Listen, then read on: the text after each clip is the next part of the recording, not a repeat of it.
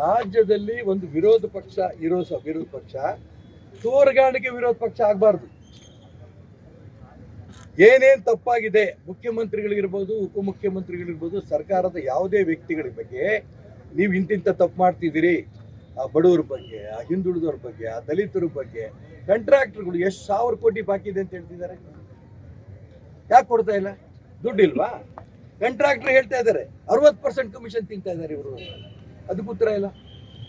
ಹಾಗಾಗಿ ಅದನ್ನ ವಿರೋಧ ಪಕ್ಷ ತುಂಬಾ ಸ್ಪಷ್ಟವಾಗಿ ಸರ್ಕಾರವನ್ನ ಗಂಟಿ ಹಿಡ್ಕೊಂಡು ಕೇಳಬೇಕು. ಯಾತಕ್ಕೆ ನೀವು ಒಳ್ಳೆ ಕೆಲಸ ಮಾಡ್ತಿಲ್ಲ? ಯಾಕೆ ಕಾಂಟ್ರಾಕ್ಟರ್ ದುಡ್ಡು ಕೊಟ್ರೆ ಉಳಿದ ಕೆಲಸ ಮಾಡ್ತಾರೆ? ಯಾಕೆ ಬಡವರಿಗೆ ಆಶ್ರಯ ಮನೆಗಳು ಮಾಡ್ಕೊಡಕ್ಕಾಗ್ತಿಲ್ಲ? ಯಾಕೆ ರಸ್ತೆ ಗುಂಡಿ ತುಂಬಕ್ಕಾಗ್ತಿಲ್ಲ? ವಿರೋಧ ಪಕ್ಷವೂ ಕೂಡ ತಾನು ಯಶಸ್ವಿ ಆಗಿಲ್ಲ ಅನ್ನೋದು ತುಂಬಾ ನೊಂದು ಹೇಳ್ತಾ ಇದೆ. ಆಡಳಿತ ಪಕ್ಷ, ವಿರೋಧ ಪಕ್ಷ ಎರಡೂ ಕೂಡ ಆಕ್ಟಿವ್ ಆದ್ರೆ ಮಾತ್ರ ಪ್ರಜಾಪ್ರಭುತ್ವ ಉಳಿಯುತ್ತೆ. ಕರ್ನಾಟಕ ರಾಜ್ಯದಲ್ಲಿ ಒಂದು ಪರಿಸ್ಥಿತಿ ವಿಚಿತ್ರವಾಗಿದೆ, ಇದು ಸರಿ ಮಾಡಬೇಕು ನನ್ನ ಪ್ರಾರ್ಥನೆ. ರಾಜ್ಯದಲ್ಲಿ ವಿರೋಧ ಪಕ್ಷನಿಲ್ಲ, ಸರ್ಕಾರ ಇಲ್ಲ, ಜನಸಾಮಾನ್ಯರು ಎದ್ದೇಳಬೇಕು. ನೀವು ಇರೋ ಮುಖಂಡರಿದ್ದೀರಿ, ಈಗ ನೀವು ಪಕ್ಷಾಂತರ ನೀವು ಹೋರಾಟ ಮಾಡೋದಲ್ಲ, ನೀವು ಯಾಕೆ ಸೈಲೆಂಟ್ ಆಗಿರಂತ? ಅವರು ಇವರು ಬೇಡ, ನೀವು ಸೈಲೆಂಟ್ ಇಲ್ಲ. ಏನು ಮಾಡಿದ್ದೀನಿ ಕೇಳಪ್ಪ, ಹೇಳ್ತೀನಿ. ನಾನು ನನ್ನ ಶಕ್ತಿ ತಕ್ಕಂತೆ ಶಿವಮೊಗ್ಗ ನಗರದಲ್ಲಿ ಎಲ್ಲ ಆಶ್ರಯ ಮನೆಗಳು ಬಡವರು ಯಾರಿದ್ದಾರೆ ಅವರಷ್ಟು ಜನಕ್ಕೆ ಕರ್ಕೊಂಡ್ಬಂದು 4 ಸರಿ ಮುತ್ತಿಗೆ ಹಾಕ್ಸಿದ್ದಾರೆ. ಈಗ ಕೊಡ್ತೀವಿ, ಈಗ ದುಡ್ಡು ಬಿಡುಗಡೆ ಮಾಡ್ತೀವಿ, ಈಗ ಬಿಡುಗಡೆ ಮಾಡ್ತೀವಿ ಅಂತ ಹೇಳ್ತಾರೆ, ಮಾಡ್ತಿಲ್ಲ. ಎಲ್ಲೆಲ್ಲಿ ರಸ್ತೆ ಗುಡ್ಡಿಗಳಿದೆಯೋ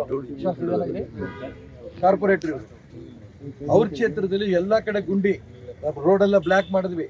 ಆ ರಸ್ತೆಗಳು ಕೆಲಸ ಮಾಡೋ ತನಕ ನಾವು ಬಿಡಲ್ಲ ಅಂತ ಈ ಕೆಲಸಗಳು ಶುರು ಆಗ್ತಾ ಇದೆ. ಇಡೀ ಸ್ಟೇಟ್ ಮಾಡೋ ಶಕ್ತಿ ನನಗಿಲ್ಲ. ಶಿವಮೊಗ್ಗದಲ್ಲಿ ಏನಿರ್ಬೋದು ನಾವು ಮಾಡ್ತಾ ಇದ್ದೀವಿ.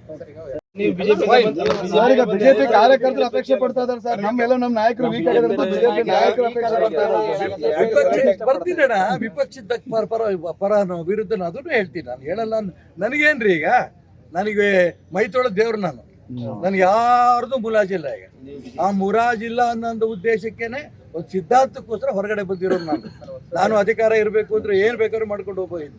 ನಾನು ಹೇಳಿಕೊಟ್ಟಿರೋದು ರಾಜ್ಯದ ಸರ್ಕಾರಕ್ಕೆ, ನಿಮ್ ಕೈಲಿ ಸರ್ಕಾರ ಇದೆ, ಆ ಇರೋ ಸರ್ಕಾರ ಕಳ್ಕೋಬೇಡಿ. ಮಹಾತ್ಮ ಗಾಂಧೀಜಿಯವರು ಅವತ್ತೇ ಹೇಳಿದ್ರು ಕಾಂಗ್ರೆಸ್ ವಿಸರ್ಜನೆ ಮಾಡಿ. ಇದು ಅವರು ಅವತ್ತು ಮಾಡಿಬಿಟ್ಟಿದ್ರೆ ಕರ್ನಾಟಕ ರಾಜ್ಯಕ್ಕೆ ಇವತ್ತು ಈ ಸ್ಥಿತಿ ಬರ್ತಿರ್ಲಿಲ್ಲ. ಇಡೀ ದೇಶದಲ್ಲಿ ಎಲ್ಲಾ ಕಡೆ ಕಾಂಗ್ರೆಸ್ ವಿಸರ್ಜನೆ ಆಗೋದು. ತೆಲಂಗಾಣ, ಕರ್ನಾಟಕ 2 ರಾಜ್ಯ ಉಳಿದ. ಇವ್ರು ಹಿಂಗೆ ಬಡ್ದಾಡಿದ್ರೆ ಮಹಾತ್ಮ ಗಾಂಧಿಯವರ ಅಪೇಕ್ಷೆ ತಕ್ಕಂತೆ ರಾಜ್ಯದಲ್ಲಿ ಕಾಂಗ್ರೆಸ್ ಸರ್ಕಾರ ನಿರ್ನಾಮ ಆಗಿ ವಿಸರ್ಜನೆ ಆಗುತ್ತೆ. ಇನ್ನು ತೆಲಂಗಾಣ ಒಂದೇ ಉಳಿಯುತ್ತೆ. ಆ ಸ್ಥಿತಿ ತಂದ್ಕೋಬೇಡಿ. ತಕ್ಷಣ ವಿಧಾನಮಂಡಲದಲ್ಲಿ ಏನೇನು ಬಡವರು ಕೆಲಸ ಮಾಡ್ತೀರಿ, ಗ್ಯಾರಂಟಿ ನೀವು ಮನೆ ಬರ ಘೋಷಣೆ ಮಾಡಿದ್ರೆ ಅದ್ರ ಬಾಡ್ಲೇಬೇಕು.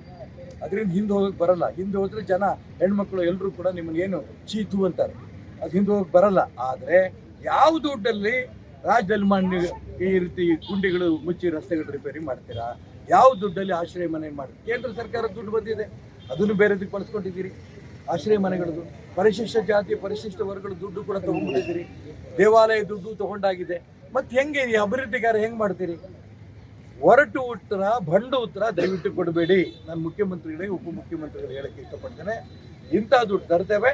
ಇಡೀ ಕರ್ನಾಟಕ ರಾಜ್ಯವನ್ನು ಇನ್ನೂ 2 ವರ್ಷ 2.5 ವರ್ಷ ಇದೆ, ಖಂಡಿತ ಅಭಿವೃದ್ಧಿ ಮಾಡ್ತೇನೆ ಅನ್ನೋಂಥ ಆಶ್ವಾಸನೆ ಕೊಡಿ. ಇಲ್ಲ ಅಂದರೆ ನಿಮ್ಮ ಸರ್ಕಾರ ಬಿದ್ದೋಗುತ್ತೆ. ಮಹಾತ್ಮ ಗಾಂಧಿ ಅವ್ರ ಕನಸು ನನಸಾಗುತ್ತೆ. ಒಂದು ಕಡೆ ಅವ್ರು ಕರೆಯೋದು ಬಿಡೋದು ಪ್ರಶ್ನೆ ಬೇರೆ. ಯಾವ ವಿಚಾರಕ್ಕೋಸ್ಕರ ನಾವು ಹೊರಗಡೆ ಬಂದ್ವಿ? ಬಿಜೆಪಿ ಕೂಡ ಇವತ್ತು ಸರ್ವಾಧಿಕಾರಿ ರೂಪ ಒಂದೇ ಕುಟುಂಬದ ಕೈಯಲ್ಲಿದೆ. ಅದೇ ಗೊತ್ತಿಲ್ಲ ನಿಮಗೆ? ನನ್ನ ಬಾಯಲ್ಲಿ ಬರ್ಬೇಕು. ಇರ್ಲಿ, ಆ ಒಂದು ಕುಟುಂಬದ ಹಿಡಿತದಿಂದ ಹೊರಗೆ ಬರಬೇಕು. ಸಾಮೂಹಿಕ ನೇತೃತ್ವ ಇಲ್ಲ, ಸಾಮೂಹಿಕ ನೇತೃತ್ವ ಬರಬೇಕು. ಹಿಂದುತ್ವ ಕಡಿಮೆ ಆಗಿದೆ, ಹಿಂದುತ್ವದ ಪರವಾಗಿ ಹೋರಾಟ ಮಾಡಬೇಕು. ಈ ದಿಕ್ಕಿನಲ್ಲಿ ನಾವು ಹೊರಗಡೆ ಬಂದಿದ್ದೇವೆ. ಇದನ್ನ ನಮಗೆ ಭರವಸೆ ಸಿಕ್ಕರೆ ಆ ನಂತರ ಭಾರತೀಯ ಜನತಾ ಪಾರ್ಟಿ ಹೋಗೋದಕ್ಕೆ ನಾನಂತೂ ಯೋಚನೆ ಮಾಡ್ತೀನಿ. ಬಗ್ಗೆ ನನಗೆ ಗೊತ್ತಿಲ್ಲ.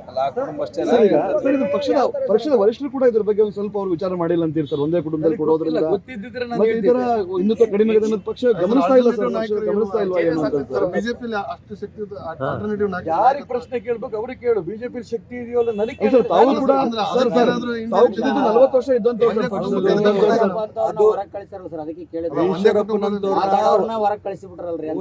ಹೊರಗೆ ಕಳಿಸಿದ್ದಾರೆ. ಇದು ತಾತ್ಕಾಲಿಕ. ನನ್ನ ವಿಚಾರ, ನನ್ನ ಸಿದ್ಧಾಂತ ಯಾವುದೇ ಕಾರಣಕ್ಕೂ ಹೊರಗೋಗಲ್ಲ. ಇಡೀ ಕರ್ನಾಟಕ ರಾಜ್ಯದ ಭಾರತೀಯ ಜನತಾ ಪಾರ್ಟಿಯ ಕಾರ್ಯಕರ್ತರ ಮನಸ್ಸಿನ ಭಾವನೆಗೆ ನಾನು ಸ್ಪಂದಿಸಿ ಹೋರಾಟ ಮಾಡಿದ್ದೇನೆ. ಅದಕ್ಕೆ ಹೊರಗಡೆ ಹಾಕಿದ್ದಾರೆ. ನಿರ್ಭೀತ, ನಿಷ್ಪಕ್ಷಪಾತ, ವಿಶ್ವಾಸಾರ್ಹ ಸುದ್ದಿಗಳಿಗೆ ಮತ್ತೊಂದು ಹೆಸರಾಗಿರುವಂತ ನ್ಯೂಸ್ 18 ಕನ್ನಡ ಈಗ ಆಪ್ನಲ್ಲೂ ಲಭ್ಯವಿದೆ. ದಯವಿಟ್ಟು ಇಲ್ಲಿರುವ QR ಕೋಡ್ ಅನ್ನ ಸ್ಕ್ಯಾನ್ ಮಾಡಿಕೊಂಡು ಆಪ್ ಅನ್ನ ಡೌನ್ಲೋಡ್ ಮಾಡೋದಕ್ಕೆ ಮರಿಬೇಡಿ. ನಿಮ್ಮ ಬೆಂಬಲ ಹೀಗೆ ಸದಾ ನಮ್ಮೊಂದಿಗಿರಲಿ. ಧನ್ಯವಾದ.